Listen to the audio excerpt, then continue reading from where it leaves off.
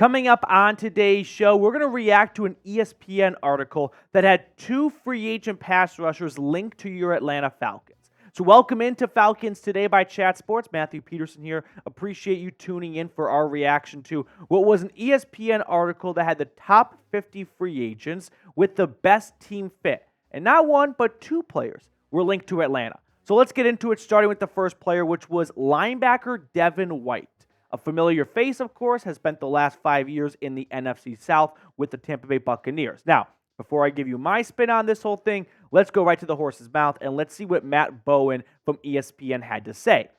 White could use his second-level range to make plays in both the run and pass games while also being deployed as a blitzer in the Falcons' loaded fronts. He has 23 career sacks over 5 seasons with Tampa Bay, and new Falcons coach Raheem Morris could scheme him up to maximize his skill set.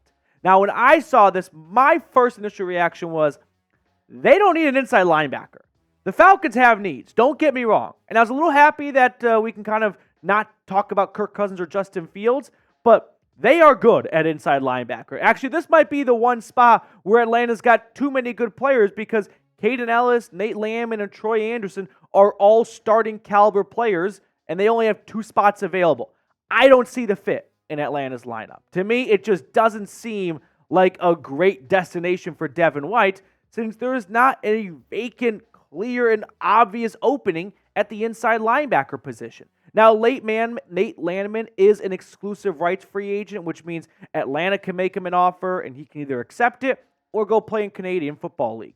I think he's going to accept it. So I'm pretty confident that Atlanta's going to have their top 2 starting linebackers back for next season. And if not, they have Troy Anderson, which remains to be seen what kind of role he steps into 2024 after missing much of 2023. But Kaden Ellis and Nate Lamman, like I said, both come off very strong seasons, right? They just signed Kaden Ellis last offseason to a nice long-term contract from New Orleans. And then Nate Lamman did an amazing job stepping in for Troy Anderson, the second-year man. And he had 110 tackles, 7 tackles for loss, 2 sacks, 3 pass breakups, and 1 interception. He was a playmaking linebacker, not a guy you look at and think, who can we replace him with in free agency? Oh, I know. How about Devin White, the linebacker that's being cooked in coverage lately and has only gotten worse since that breakout 2020 season when he helped the Buccaneers win a Super Bowl? Now, I still think Devin White has some good football left in him, don't get me wrong, but I don't think the fit is right in Atlanta with their current linebacker room. Now, PFF, I don't think they're the only way to measure a player, but man, did they hate Devin White last year. I don't know whose wife Devin White slept with at Pro Football Focus, but they ranked him 80th out of 82 qualifying linebackers, an overall grade of 46.0. So, like I've been saying all video long, you've got 3 quality starting inside linebackers already on your roster between Kaden Ellis, Nate Lamman, and Troy Anderson.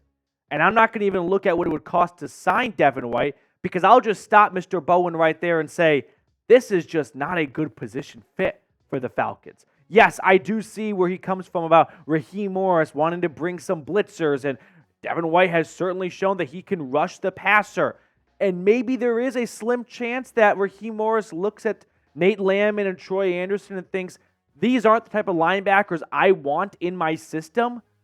But if I'm Raheem Morris, I don't think I'd step into the Falcons locker room and go, hey, what's that one guy's name? Lamman? Is that Nate? Whatever your name is, you're out. I know you had a great year, but you're not the kind of linebacker I'm looking for. That doesn't strike me as a great way to introduce yourself to the Atlanta Falcons roster. Don't you agree? So let me know. Would you sign Devin White? Yes or no? I'm going to pass on Devin White. If Nate Lamman had an awful season and Troy Anderson didn't look very good before he went down, all right, I can kick the tires on this. But I like Troy Anderson, and he's not even the starter. So for me, it's a no deal. Now, before we get to the next free agent that ESPN linked to Atlanta, let me tell you guys for 60 seconds about Prize Picks. It is daily fantasy made easy. And when I say easy, I mean easy. All you do is pick 2 to 6 players, and then you're going to choose more or less on their projected stats. It does not get much simpler than that. In fact, we can run through some of the selections I made for the upcoming MLB season, because there's nothing better than doing a season-long stat projection because you have the whole year to bank on it. So I took a couple Atlanta Braves players. Austin Riley's on there. I've got Ronald Acuna Jr. I've got a former Brave and Freddie Freeman, and I took the more on all of them. That way, whether it's May, June, July, if I see Austin Riley hits a home run, whatever it may be, chipping away, baby. So if you like my selections, feel free to ride with me by going to prizepicks.com/CLNS and use code CLNS for a first-time deposit match up to $100. I have put all that information in the comments and description of today's video. Moving on to our second player linked to the Falcons by ESPN, it is Patriots outside linebacker Josh Uche, former second-round pick out of Michigan. So let's see what Mr. Bowen had to say about Josh Uche, and then I'll give you my take on it. Here's what he wrote. Morris could get his sub-package pass rusher here with Uche, who posted 18.5 sacks over 4 seasons with the Patriots, including a career-high 11.5 in 2022. He's sudden off the ball with the ability to close on the quarterback. And in Morris's system, Uche could be schemed off stunts to loop inside. Now, this one makes a lot more sense to me. Now, unfortunately, I'm not sure if Josh Uche was just a one-hit wonder in 2022 or if the other 3 years are a much more realistic indicator as to what kind of player Josh Uche is, because he's got 11.5 sacks in 2022, and he's got 7 career combined sacks his other 3 years up in Foxborough.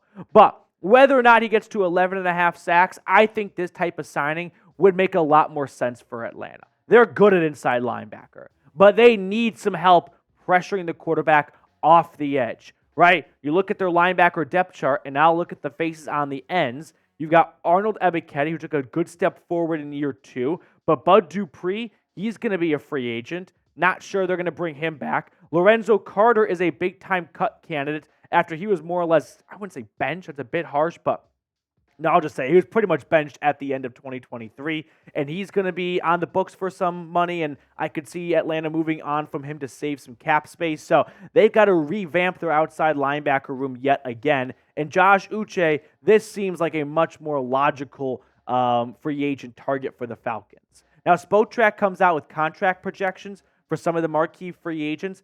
It's just their formulator based on age, production, and other similar contracts. And they think he's going to get a 2-year, $16.6 million contract. That's an average of $8.3 million.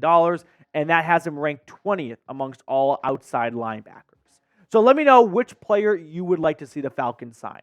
Is it Devin White, who I think pound for pound, maybe even better than Josh Uche? They both don't come off great seasons, but position-wise, I don't think this is what Atlanta needs. I think Josh Uche, for cheap, he could join this outside linebacker rotation, and if he flourishes, awesome. If not, man, it's 2 years, $16 million. That really shouldn't make or break your entire pass rushing makeup. Now, as for some other free agent edges to keep an eye on, I think Josh Allen, Brian Burns are both going to re-sign with their current teams. Danielle Hunter is a name to watch for.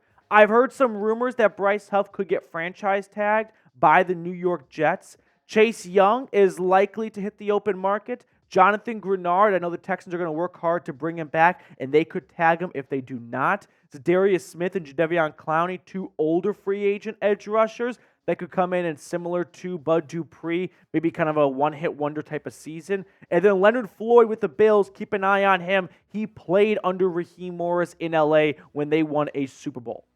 Now, that's going to do it for us on today's show. Thank you so much for tuning in. I always appreciate those of you that take some time out of your day to come hang out with us. We're going to sign off and see you all later.